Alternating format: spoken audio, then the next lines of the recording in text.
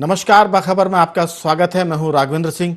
बाखबर में आज हम बात करने जा रहे हैं फ्री के मामले में। दरअसल फ्री पर सुप्रीम सवाल। हम पहले भी इस पर बात कर चुके हैं कि जो राजनीतिक दल हैं अपने घोषणा पत्रों में फ्री के बहुत सारे वादों की घोषणा करते हैं और उसके चलते चुनाव जीतते भी हैं और हराते भी हैं।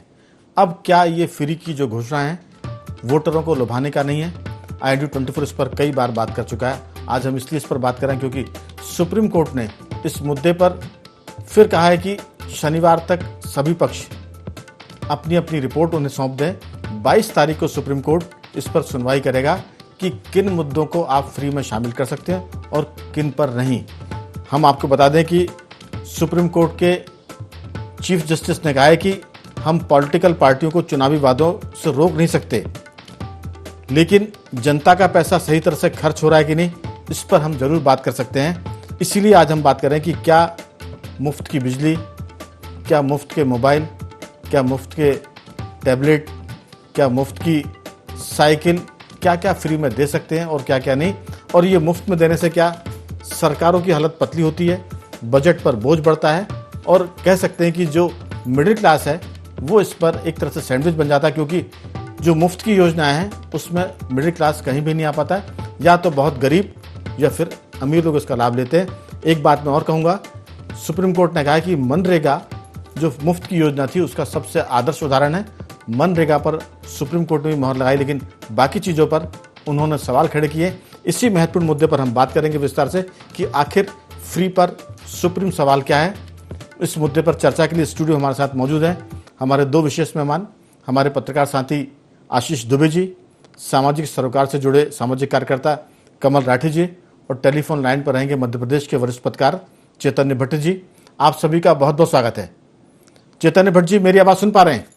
बिल्कुल बिल्कुल बिल्कुल। दरअसल हमने पहले भी आपके साथ चर्चा की थी कि ये जो चुनावी घोषणा पत्र होते हैं, वादे होते हैं चुनावी, अब तो कई तरह के नाम दे दिए, चुनावी संकल्प पत्र कहा गया है।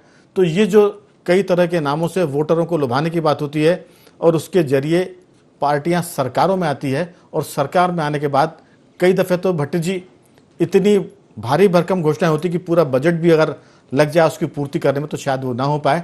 यही सवाल है कि क्या ये वोटरों को लुभाने की बात है, क्या ये अपने किस्म का चुनावी भ्रष्टाचार है? आपकी राय?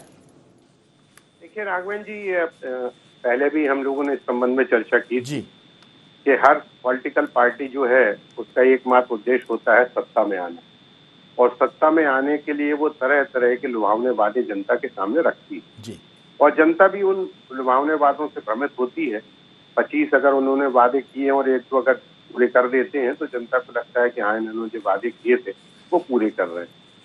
मुद्दा ये है कि जो अश्विनी उपाध्याय ने सुप्रीम कोर्ट में एक याचिका लगाई है कि फ्री की जो चीजें हैं वो बंद की जाना चाहिए, मुझे लगता है कि देश की आर्थिक व्यवस्था अगर छिन्न भिन्न हो रही है इन सब तमाम चीजों से, फ्री आप कब तक देंगे? किसी भी चीज की एक सीमा होती है ना, कि आप फ्री में किसी भी चीज को आप एक सीमा तक दे सकते हो। ठीक है, कोरोना काल था, उस समय लोगों को भोजन की जरूरत थी, अनाज की जरूरत थी, आपने दिया, अच्छी बात है। कल्याणकारी देश होता है तो उसकी ये जिम्मेदारी होती है कि वो अपने नागरिकों को सुविधाएं प्रदान करें। लेकिन अब तो कोरोना की स्थिति खत्म हो चुकी है। अब ये 80 करोड़ लोगों को आप मुफ्त भोजन दे रहे हैं, इसको बंद करना चाहिए। उस पैसे से अगर आप उद्योग लगाएंगे, आप छोटे छोटे उद्योग लगाएंगे, कुटीर उद्योग लगाएंगे, जैसे मनरेगा की योजना, मनरेगा पे सुप्रीम कोर्ट ने भी मुहर लगाई कि अच्छी योजना थी, ताकि लोगों को उसमें 100 दिन काम मिलता था, उनको मेहनत करना पड़ती थी और उसका प्रतिफल उनको पैसे के रूप में मिलता था या अनाज के रूप में मिलता था, जो भी था। आज की तारीख में अगर किसी भी व्यक्ति को आप फ्री में चीजें दोगे तो निश्चित तौर पे वो अकंडमन हो जाएगा, पंगु हो जाएगा, उसकी काम करने की जो मनस्थिति है वो खत्म हो जाएगी, उसका काम करने की इच्छा भी खत्म हो जाएगी। हम और आप जैसे लोग भी, अगर आपको भी घर बैठे 50,000 रुपए मिलेंगे तो आप भी यहाँ पे आके स्टूडियो में आके अपना समय और अपनी मेहनत व्यर्थ नहीं करेंगे। तो ये जो एक मुफ्त में देने वाली चीजें हैं जो लोगों को लुभाती हैं, ये एक बहुत ही बड़ा प्रश्न है और निश्चित तौर पे सुप्रीम कोर्ट को इससे बहुत तगड़ी रूप से संज्ञान लेना चाहिए। उन्होंने कहा है कि साहब हम इनको रोक नहीं सकते। भाई क्यों नहीं रोक सकते? अगर आप कोई जो संकल्प पत्र में आपने जो घोषणाएं की अगर वो पूरा नहीं करते तो ये तो लोग वादा खिलाफी है। वादा खिलाफी पे तो आप दुनिया भर की धाराएं लगती हैं अगर कोई आम व्यक्ति इस तरह की वादा खिलाफी करता है। तो मुझे लगता है कि इन सब चीजों पे सुप्रीम कोर्ट को, अब ये ठीक है कि उन्होंने तमाम राजनीतिक दलों से अपने अपने पक्ष मांगे हैं कि वो किस चीज को फ्री में देना चाहते हैं या क्या उनके संकल्प पत्र हैं। अब उसमें से कौन सी चीजों को वो फ्री में जन कल्याण योजनाएं मानते हैं, कौन सी चीज ऐसी है जिसमें फ्री देने की जरूरत नहीं है, तो ये सुप्रीम कोर्ट तय करेगा। लेकिन मुझे लगता है कि इस पे पूरी तरह से बंदिश होना चाहिए और मुझे लगता है इन पैसों से अगर आप शिक्षा और हेल्थ, ये दो जो बुनियादी मुद्दे हैं आम आदमी के, अगर उनको आप फ्री करते हो तो इसमें कोई बुराई नहीं होगी। बहुत से विदेशों में आप देखिए कि फ्री में हेल्थ की व्यवस्था है, अस्पताल में आपको पैसा नहीं लगता है, शिक्षा की व्यवस्था है। आप देखिए निजी स्कूलों में कितनी तगड़ी फीस है। एक आम आदमी जो मिडिल क्लास का होता है वो कभी अपने स्कूल इन बड़े बड़े स्कूलों में नहीं पढ़ा पाता, क्योंकि इतनी तगड़ी फीस है। 40-40, 50-50 हजार रुपए सालाना फीस लगती है। सरकारी स्कूलों की हालत आप ऐसी है कि उसमें आदमी अपने बच्चों को भेजना नहीं चाहता। तो इन परिस्थितियों में मुझे लगता है कि शिक्षा और हेल्थ, ये दो जो बुनियादी बातें हैं, इनको अगर आप निश्चित तौर पर फ्री करते हैं तो ये कल्याणकारी योजना होगी और लोगों का इसमें भला हो जाएगा। लेकिन आप कहीं राशन दे रहे हैं, कहीं स्कूटर दे रहे हैं, कहीं स्कूटी दे रहे हैं, कहीं लैपटॉप दे रहे हैं, तो इससे क्या फायदा होने वाला। ठीक है, आप सत्ता में आ जाते हैं और उन तमाम चीजों को भूल जाते हैं, क्योंकि कोई भी पार्टी जो है वो अपनी जेब से तो देता नहीं है। किसी भी प्रकार की जो घोषणाएं मुफ्त में की जा रही हैं वो पार्टी अपने पैसे से तो देती नहीं, वो सरकारी पैसे से देती है। वो सरकारी पैसा कहाँ से आता है? हम आप जैसे जो कर आता है उनके पैसों से दिया जाता है। तो या तो फिर पॉलिटिकल पार्टी अपने पैसों से मुफ्त की योजनाएं शुरू करें, जैसा आपने पिछली बार भी कहा था कि कुछ एक ऐसी राशि, जैसे मानहानि के मामले में एक 10% राशि है वो कोर्ट में जमा करना पड़ती है। अगर आप 1 करोड़ की मानहानि कर रहे हैं तो आपको 10 लाख रुपए जमा करना पड़ेगा। इसी तरह अगर पॉलिटिकल पार्टीज को भी एक निश्चित राशि फ्री के लिए जितना पैसा लगने वाला है उसका एक 10% या 20% जमा करना पड़ेगा, तो मुझे लगता है कि ये सारी फ्री की जो चीजें वो खत्म हो जाएंगी। क्योंकि कोई भी पार्टी अपनी जेब से तो पैसा देना नहीं चाहती, वो तो सरकार के पैसे पे ऐश करना चाहती है और उसी से पैसा बांटती है। स्थिति है कि मध्य प्रदेश देखिए आप कितने लाख करोड़ रुपए के घाटे में है, जितना उसका बजट नहीं उससे ज्यादा तो वो कर्जा ले चुका है। और उसके बाद भी अभी देखिए कि आप फ्री की जो घोषणाएं वो कम नहीं हो रही। मुझे लगता है कि सुप्रीम कोर्ट को बिल्कुल चैतन्य भट्ट जी, दरअसल इसमें आपने जो कहा उसमें मैं एक चीज जोड़ूंगा कि शिक्षा स्वास्थ्य के साथ साथ सरकारें या पॉलिटिकल पार्टीज ये कोशिश भी करें कि वो रहने के लिए भी उनको आवास दे, जो ईडब्ल्यूएस या गरीबों के लिए होता है। लेकिन मुफ्त का काम तो बंद होना चाहिए, इसमें कोई शक नहीं। आपने जो बात की वो हमने इस मुद्दे पर कई लोगों से बातचीत की थी। शिक्षा और स्वास्थ्य के मामले में एक तरह से हम कह सकते हैं कि हांडी के चावल के ऊपर जो हमने राय ली वो देश की राय है कि ये तो फ्री होना चाहिए। आदमी बीमार हो तो उसका इलाज फ्री हो जाए, और अगर कोई बच्चों को पढ़ाना चाहते हैं तो उनके लिए बेहतर से बेहतर सुविधाएं हों। इसी मुद्दे पर हम बात करेंगे, क्योंकि ये जो सारा मामला है कहीं ना कहीं देश को दिवालिये की तरफ ले जा रहा है। शुरुआत कहीं से भी हम किसी पार्टी को इसके लिए जिम्मेदार नहीं ठहराते, सब इसमें दोषी हैं। बीजेपी, कांग्रेस, आप पार्टी, बसपा, सपा, जो भी जेडीयू, ये सारे लोग जो हैं। आशीष जी, दरअसल मुफ्त से सवाल ये कि आप कुछ काम करा के पैसा देते हैं तो वो तो ठीक है, लेकिन अगर आप फ्री में देंगे तो देश की बड़ी आबादी अकर्मण्य हो जाएगी, मुफ्तखोरी की उसको आदत पड़ जाएगी। और ये मुझे लगता है कि देश की जो उत्पादन क्षमता है किसी भी काम की, उसको भी वो रोकती है, यानी देश के विकास को रोकती है। आपकी राय कि जैसा भट्टी जी कह रहे हैं कि शिक्षा और स्वास्थ्य तो होना चाहिए, लेकिन दीगर चीज़ों में जो आप वोटों को लुभाते हैं, मैं तो कहता हूँ एक तरह का ये पॉलिटिकल करप्शन है, राजनीतिक भ्रष्टाचार है। पार्टियां वादे करती हैं और इसमें प्रतिस्पर्धा हो गई है, कौन कितनी फ्री की चीज़ दे रहा है। तो सरकार बने ना बने, वादे करने में कोई आगे नहीं, क्योंकि पीछे नहीं, क्योंकि किसी को टैक्स तो भरना नहीं पड़ता है। आपकी राय? देखिए, ये तो बिल्कुल सही बात है कि शिक्षा और स्वास्थ्य को थोड़ा ऐसा रखना चाहिए कि लोगों को उसको कम कीमत में या कम लगभग मुफ्त उसकी सुविधा मिल जाए। लेकिन शिक्षा और स्वास्थ्य दोनों आज भी लगभग मुफ्त ही है। सरकारी अस्पतालों में छोटा सा एक शुल्क लेकर 2 या 5 रुपए की रसीद कटवा कर इलाज मिलता है, और सरकारी स्कूलों में कम फीस पर काम होता है। तो सरकार इन अपने जो इंस्टीट्यूशन है इनको ज़्यादा व्यापक बना सकती है ना, इसके जरिए हो सकता है काम। कुछ आयुष्मान जैसी कुछ योजनाएं हैं। IIM में अगर भर्ती होंगे तो उसमें तो बहुत पैसे लगते हैं। हाँ, लाखों में फीस होती है। उसको वो करे, और अपने जो उसके सरकारी जो सेटअप हैं, अस्पताल और शिक्षा, उसको और बेहतर कर ले। ये सही बात है कि मुफ्त की जो चीज़ें हैं, जो अकर्मण्य बनाने वाली बात आई, तो वो अकर्मण्य तो बहुत बड़ी आबादी बन चुकी है।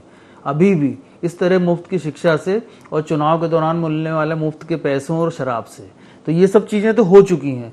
और आज भी ये जो छोटे जो ऐसा सेक्टर है जहाँ पर आम आदमी को ज़रूरत पड़ती है किसी काम की, छोटे मोटे घरेलू कामों की, तो बड़ी मुश्किल हो जाती है लोगों को ढूंढना। तो ये तो लगभग हो चुका है। मुफ्त का राशन, मुफ्त की बिजली, मुफ्त के तमाम सारी चीज़ें, तो वो सारी स्थितियाँ तो बन चुकी हैं। सवाल ये है कि सरकार ही इसमें किसी सरकार ने इस पर इनिशिएट नहीं लिया। सुप्रीम कोर्ट ने बोला, भाजपा नेता अश्विनी उपाध्याय याचिका लगाने गए थे, उसके बाद ये सारा एक पूरा चीज़ें तैयार हुई और एक बेस बना इसका। लेकिन जितनी जल्दी ख़त्म हो जाए उतना बेहतर है। जिस ज़रूरतमंद तबके को इसकी ज़रूरत है, उसको जो भी फ्री सुविधा वो चाहता है उसको दे दिया जाए, लेकिन उसको गरीब ना रहने दिया जाए। ये गरीबी हटाओ का नारा जो है 70 के दशक से चल रहा है देश में, और कोई भी सरकार गरीब को अमीर नहीं बनाना चाहती। सबसे बड़ी समस्या यहाँ पर है, और वो गरीब रहता है तो उसका वोट मिलता है।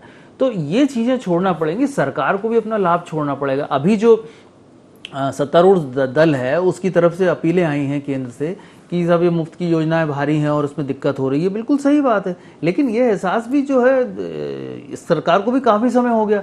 ये नहीं, ये शुरुआत भी बहुत पहले हो जानी चाहिए थी, 8 साल पहले।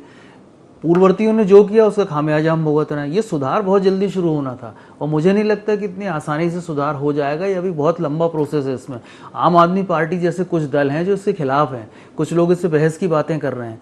तो जितनी जल्दी हो जाए अच्छा। और देखिए, केंद्र सरकार की एक अपनी भी मजबूरी है। 128 लाख करोड़ रुपए का कर्ज है केंद्र की सरकार पर, यानी प्रति व्यक्ति देश में लगभग 99,000 रुपये प्रति व्यक्ति कर्ज है हर व्यक्ति पर। तो ये स्थितियां तो आ चुकी हैं। ये तो, और फिर राज्य सरकारों पे लगाम कैसे लगेगी? मान लीजिए भाजपा इसकी पैरवी कर रही है, केंद्र में उसकी सरकार है, बहुत समर्थ सरकार है, तो वो अपनी राज्य सरकारों को पहले उसका उदाहरण पेश करने के लिए कई राज्यों में फ्री बिजली, फ्री स्कूटी और लैपटॉप और संबल योजना और कई तरह की इस तरह की योजनाएं चल रही हैं। तो उनमें पहले कटौती होनी चाहिए, लोगों को काम दिया जाए ना, रोजगार दिया जाए ना लोगों को, तो उसके बाद अपने आप ही चीज़ें कम हो जाएंगी। बिल्कुल, मुझे लगता है इसलिए तो मनरेगा की सुप्रीम कोर्ट ने तारीफ की है। हाँ, मुफ्त चुनावी वादों की परिभाषा अब तय करने का हमें लगता है कि देर से सही लोग जाग रहे हैं, वक्त आ रहा है, सुप्रीम कोर्ट इनिशिएटिव ले रहा है। लेकिन राठी जी, चुनाव आयोग ने कहा कि इसकी परिभाषा कैसे हम तय करें, इसलिए मामला कोर्ट में कि अब कोर्ट चुनावी वादों में क्या फ्री मिले क्या नहीं मिले इसकी परिभाषा तय कर देगा। सुप्रीम कोर्ट ने खुद सवाल उठाए, क्या मोबाइल फ्री देना चाहिए, इससे क्या देश का भला होगा? क्या आप स्कूटी देने की बात करें तो इससे देश का क्या भला होगा? अगर आप फ्री बिजली की बात करते हैं तो मैंने पहले भी कहा था कि मध्य प्रदेश का एक समय था जब मध्य प्रदेश का विद्युत मंडल इतना अमीर था कि वो राज्य सरकार को कर्ज देता था। लेकिन तत्कालीन मुख्यमंत्री अर्जुन सिंह के कार्यकाल में झुग्गी वासियों को एक बत्ती कनेक्शन के नाम पर बिजली फ्री मिलना शुरू हुई, और उसके बाद ये स्थिति आई कि मध्य प्रदेश का विद्युत मंडल दिवालिया हो गया, कंपनियों में कन्वर्ट हो गया। लेकिन अभी भी वो जो बीमारी लगी वो पीछा नहीं छोड़ रही है। अभी भी सरकार ने जो मध्य प्रदेश में बिल माफ किए हैं, तो विद्युत कंपनियों ने लिख के दिया था सरकार को कि पहले हमें 80,000 करोड़ रुपए दे दिया जाए वरना हमारी कमर टूट जाएगी। तो अभी सरकार ने बिल माफ किए कोरोना काल के, उसमें भी उनकी कमर टूटी हुई है। ये स्थितियां हैं। ये जो मुफ्त का चंदन घिस मेरे भैया या घिस मेरे नंदन, ये बंद होना चाहिए। इसकी परिभाषा तय हो जाए तो मुझे लगता है कि ये जो चुनावी अपराध हो रहा है लोकतंत्र में, मुफ्त की घोषणा करके वोट हासिल करने का, और उसके बाद वो भूल जाते हैं कि हमने क्या घोषणा की थी। एक बार तो वो सत्ता का आनंद ही लेते। आपकी राय कि इस पर कहाँ लगाम लगे और कितना लोगों को फ्री मिलना चाहिए जो उनके लिए ज़रूरी है? ऐसा है कि हमारे हिंदुस्तान का संविधान जब बना था आज़ादी के वक्त, तो उसमें एक सोशलिस्ट शब्द उसके प्रियम्बल में है। सोशलिस्ट शब्द का मतलब ये होता है कि वेलफेयर स्टेट। अब वेलफेयर स्टेट को डिफाइन करने की जो परिभाषा थी, उस वक्त की ज़रूरत और आज की ज़रूरत में ज़मीन आसमान का अंतर है। उस समय हमारी देश आज़ाद हुआ था, हमें बहुत सारी चीज़ों की ज़रूरत थी, तो हम एक इक्वल अपॉर्चुनिटी, हर आदमी को बराबरी का अधिकार देने के लिए कई चीज़ों में जो नीचे था उसको सपोर्ट करने का प्रयास किया था। उसके लिए कुछ फ्री का, जैसे राशन का था कि राशन कार्ड बना था, या और अन्य योजनाएं, उसी के तहत शिक्षा के लिए फ्री स्कूल थी, हॉस्पिटल्स थे। तो ये सरकार एक वेलफेयर स्टेट के दर्जे पे काम कर रही थी। आजकल सरकार का उसके बाद काफ़ी हमारा देश तरक्की कर गया, हम बहुत आगे निकले हैं। अब जब हम आगे निकल गए तो हमें उस परंपरा को, उस परिपाटी से आगे निकलना है। लेकिन हम आज भी चुनावी भाषण में, चुनावी लोभ लालच में लोगों को देने का प्रयास करते हैं। जो वादे हैं वो कभी पूरे नहीं करते हैं, कोई भी पार्टी पूरी नहीं करती है। और इसके बाद हम देख रहे हैं कि उससे ना पार्टी जीत हार का भी उसमें मुझे बहुत अंतर नहीं लगता। मनरेगा और न्याय योजना का भी कल्पना कांग्रेस लाई, लेकिन उसके बाद भी बीजेपी सत्ता में आई, तो मुझे नहीं लगता कि लोग भी उस लोक लुभावन वादों में बहुत आते हैं। तो एक मेरा ये मानना है। तो अब मनरेगा जैसी जो स्कीम है जिसमें रोजगार के माध्यम से आदमी को कुछ रोजगार दिया, उसको पैसे दिए, उस पैसे को जब वो बाजार में आया तो इकोनॉमी स्ट्रांग हुई। तो इसलिए मनरेगा की स्कीम बहुत सक्सेसफुल स्कीम मानी जाती है, जो कि हमारे लॉकडाउन के वक्त उसने साबित किया कि ये स्कीम ही हिंदुस्तान में बहुत नीचे तक ये पहुंचा पाई। दूसरी बात, एक बात जो हम टैक्सेशन की बात करते हैं तो हर आदमी कहता है इनकम टैक्स। इनकम टैक्स नहीं है, टैक्स तो इस दुनिया में ना गरीब भी दे रहा है, जो झुग्गी में रह रहा है, जो फ्री राशन ले रहा है वो भी टैक्स दे रहा है, मध्यम वर्ग भी दे रहा है और अमीर वर्ग भी दे रहा है। अब सरकार सोशलिस्ट की जगह कॉर्पोरेट तरफ चली गई, कॉर्पोरेट टैक्स में डिस्काउंट कर रही है, तो वो कहीं ना कहीं जो कॉर्पोरेट टैक्स का डिस्काउंट है वो हमें नुकसान कर रहा है। अब हम उस कॉर्पोरेट टैक्स को बचाने के लिए उस अमीरों को, जो अमीर हुए जा रहे हैं, जो वी शेप इकोनॉमी हमारे देश की चल रही है, तो जब हम उसकी तरफ जब जा रहे हैं तो इसलिए हम आज फ्रीबीज की याद आ रही है। क्या 2014 में याद नहीं आई? भाई 2014 में आप भी लाए, आप भी किसान को 6,000 रुपए 2019 में लाए, तो फ्रीबीज आप भी ला रहे हैं। मुझे लगता है कि हम तो आज पर बात करें नहीं कि आज जो स्थिति है उस पर सुधार होना, क्योंकि सबने, मैंने कहा ना, सबने गुनाह किया है। जो सरकार में उन्होंने भी ये मुफ्त का गुनाह किया है और जो सरकार से बाहर उन्होंने भी किया है। मैं वही कह रहा हूं कि दोनों ही पार्टियों ने किया। तो मनरेगा जैसी स्कीम आना चाहिए। इसके अलावा शिक्षा और स्वास्थ्य, एक अच्छे स्तर का शिक्षा, ऐसा नहीं कि आपने सरकारी स्कूल जहां टीचर नहीं है, ऐसा शिक्षा नहीं चाहिए, ऐसा हॉस्पिटल नहीं चाहिए जहां पर डॉक्टर नहीं है। तो एक बहुत अच्छे स्तर का शिक्षा और स्वास्थ्य, ये दो चीज आपको अगर देश की मजबूत कर देते हैं, और ये निशुल्क फ्रीबीज कह लें, टैक्स के पैसे की बर्बादी कह लें, कुछ भी आप कह लें, अगर इसको आप स्ट्रांग कर देते हैं तो मुझे लगता है कि अच्छी शिक्षा पाके आदमी कहीं ना कहीं एक अपना रोजगार ढूंढेगा। भाई लोन ले लेगा, आजकल स्टार्टअप्स का है तो सीड कैपिटल लेगा, कुछ भी लेके वो अपना स्थापना करके अपना आप को कुछ ना कुछ जीने योग्य बना लेगा। जितनी सरकार पैसा दे रही है उतना तो वो कमा लेगा।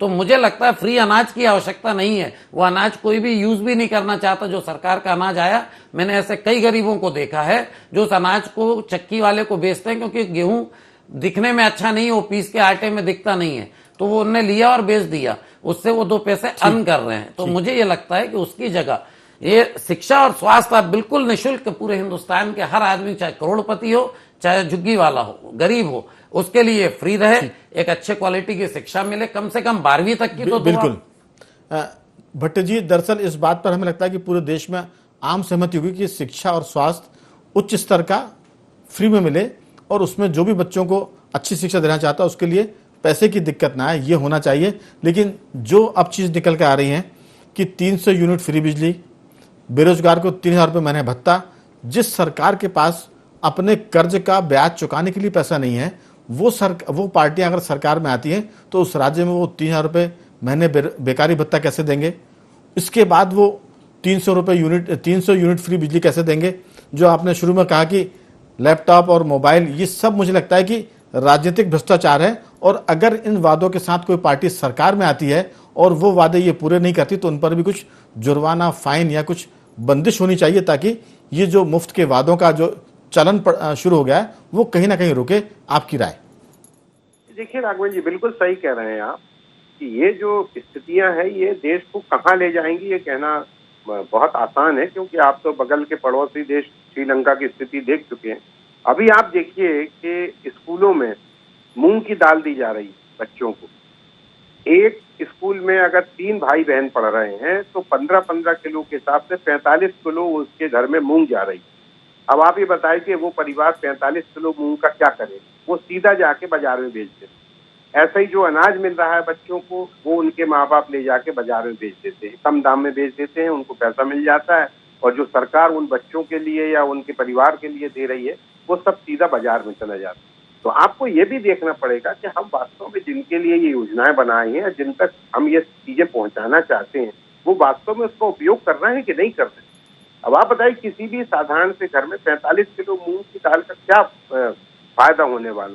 तो ये जो सारी चीजें हैं, जैसे आपने एमपीपी का भी उदाहरण दिया, एमपीपी तो वास्तव में बहुत ही सक्षम संस्था थी जो LIC जैसी बड़ी संस्था को कर्ज देती थी। लेकिन आज की स्थिति में मैं आपको बता रहा हूं कि ना तो वहां लाइनमैन बचे हैं जी और उनके लिए ग्लव्स की जरूरत है, वो नहीं है, उनके पास सीढ़ियां नहीं है, गाड़ियां नहीं है, और उसके बाद तमाम आईएएस अफसर बैठ गए हैं वहां पे प्रबंध मैनेजिंग डायरेक्टर बन के, जिनको फील्ड के बारे में कोई नॉलेज नहीं। पहले ये होता था कि मध्य प्रदेश विद्युत मंडल में जो अध्यक्ष होता था वो टेक्नोक्रेट होता था, जिसको बिजली के बारे में सारी जानकारी होती थी। हमने तो ऐसे ऐसे भी यहाँ पर मेंबर्स देखे हैं जो जबलपुर में बैठ के सारणी में जो असिस्टेंट इंजीनियर उनको बता देता था कि इसमें इस मामले में इस चीज में गड़बड़ी है, आप इसको सुधार लीजिए। लेकिन दिक्कत क्या है कि आईएएस अफसर को सरकारों ने सर्वज्ञानी मान लिया है। आप देखिए हेल्थ में भी आईएएस अफसर है, जो टेक्निकल डिपार्टमेंट है उनमें भी आईएएस अफसर बैठा हुआ है, अगर शिक्षा है उसमें भी आईएएस अफसर बैठा हुआ है। तो ठीक है, आईएएस अफसर होशियार होता है, लेकिन ऐसा हमें नहीं लगता है कि सुप्रीम कोर्ट को इस पर भी संज्ञान लेना चाहिए कि जो तकनीकी सेवाएं हैं उसमें तकनीकी एक्सपर्टी उसका हेड हो। लेकिन सरकार ने तो आईएएस को आलू की तरह मान लिया है, हर सब्जी में उनको डाल देते हैं, भिंडी के साथ भी आलू चलेगा, गोभी टमाटर के साथ भी आलू चलेगा, तो हर व्यवस्था में उनको ऐसा फिट कर दिया है कि जैसे वो कल्याण करने वाले। लेकिन जहां भी वो जाते हैं बंटा ढार होता है। एक कहावत एक है वो कि जहां जहां पैर पड़े संतन के, तो ऐसे कम आईएएस अधिकारी जो किसी की चीज की कमान संभालते हो और उसका कल्याण करते हो। मुद्दे की बात यही है कि क्या ये सब चलना चाहिए। मुझे लगता है कि अब इस देश में चर्चा शुरू हो गई है, कहीं ना कहीं एक नैतिक दबाव बनेगा पार्टियों पर भी, सरकारों पर भी और कोर्ट पर भी, कि इसमें कहीं ना कहीं संज्ञान लेकर ये मुफ्त की बात कहीं तो जाकर रुके। आपने उदाहरण दिया श्रीलंका का, मैं पूछूंगा आशीष जी से। आशीष जी, जब जागे तब सवेरा, सब पार्टियों ने ये गुनाह किया है। हम किसी को कम और ज्यादा में नहीं आंकना चाहते, ना यहाँ बैठ के जजमेंट देने की कौन ज्यादा गुनाहगार कौन कम। लेकिन अब हालत इस बात की इजाजत नहीं देते कि आप फ्री की घोषणाएं करें, और करते हैं उसके बाद सरकार में आते हैं और आप उन बातों को पूरा नहीं कर पाते, तो फिर क्यों ना आपकी जो पंजीयन है, जो रजिस्ट्रेशन है, वो खत्म किया जाए। क्योंकि आपने वादा खिलाफी की है, आपने राजनीतिक भ्रष्टाचार किया वोट पाने के लिए, सरकार के लिए आपकी दो टूक टिप्पणी समय कम है। देखिए, क्योंकि ये जो अभी लोकसभा चुनाव, जब पिछले लोकसभा चुनाव थे तब भी ये बात आई थी, और ये बात तब भी तय हुई थी कि चुनाव आयोग पहले इन पार्टियों पर नजर रखे कि जो लोग घोषणा पत्र अपना जारी करते हैं तो उसका वो बताएं एक मोडस ऑपरेंडी की किस तरह से वो उसको पूरी करें घोषणा। ये बात उसका अर्थशास्त्र बताएं कि कैसे पूरा होगा। ये अर्थशास्त्र बताएं कि पूरा कैसे करेंगे ताकि जनता के सामने उसको रखा जा सके। तो ये बात ठीक है, लेकिन ये जो मुफ्त की जो राजनीति है, ये पूरी जो सियासत है, इसमें सबसे ज्यादा परेशान, देखिए अमीर को कोई फर्क नहीं पड़ रहा और गरीब को, लेकिन जिस देश का सबसे बड़ा क्लास है, जो मिडिल क्लास है, वो सबसे बुरी तरह से परेशान हो रहा है। हमने शुरू में कहा कि वो सैंडविच हो गया है। हाँ, और उसकी कोई आवाज नहीं है। बिल्कुल। तो ये जो बहुत बड़ी समस्या है, और ये ऐसी स्थिति हो गई है जैसे एक वो पूर्व प्रधानमंत्री ने कविता किसी और संदर्भ में लिखी थी कि पैगाम तुम्हारा और पता उनका, दोनों के बीच मैं ही फाड़ा जाऊंगा। तो उस मिडिल क्लास के बारे में किसी को सोचना चाहिए। बिल्कुल। जहां तक मेरे संज्ञान में आशीष भैया की बात को मैं आगे वो करूंगा कि इलेक्शन कमीशन का दायित्व ये था कि वो जो भी संकल्प पत्र, घोषणा पत्र पहले उनके पास जाएगा, वो उसको अप्रूव करेंगे। लेकिन मेरे ख्याल से उस कानून का पालन नहीं हो पा रहा है। और दूसरा ये भी मैंने आज देखा कि इलेक्शन कमीशन उस कमेटी का भी पार्ट नहीं बनना चाहता है, जो कमेटी को सुप्रीम कोर्ट चाह रही थी कि कमेटी बन के डिसाइड हो। तो इलेक्शन कमीशन भागना चाह रहा है। समय की कमी, लेकिन इतना बता दें कि अब भागने वाला काम खत्म हो गया है, मामला कोर्ट में है और देश इसकी चर्चा कर रहा है। कहीं ना कहीं जो अगले चुनाव आएंगे उसमें मुझे लगता है कि इसकी मुफ्त की जो घोषणा उस पर थोड़ी सी रफ्तार कम होगी, बंदिश लगेगी, और लोग हवाई जो वादे होते हैं उस पर एक तरह से अविश्वास करेंगे, अविश्वास नहीं करके वोट देंगे। तो कुल मिलाकर उम्मीद करते हैं कि जो सुप्रीम कोर्ट में रिपोर्ट्स जाएंगी, जो लोगों के सुझाव जाएंगे, वो देश के लोकतंत्र को मजबूत करेंगे और हमारी जो व्यवस्था है सरकार की उसको भी सुधारेंगे। तीनों मेहमानों का धन्यवाद करता हूँ। भट्टी जी आपका भी, आशीष जी आपका भी और राठी जी आपका भी बहुत बहुत धन्यवाद। कुल मिलाकर ये फ्री का जो राशन है, फ्री की घोषणाएं, इस पर सुप्रीम कोर्ट का संज्ञान देश की राजनीति को नई दिशा देगा, ऐसी उम्मीद करते हैं। बखबर में आज सिर्फ इतना ही। कल किसी और मुद्दे पर बात करेंगे, तब तक बने रहिए हमारे साथ और देखते रहिए IND24।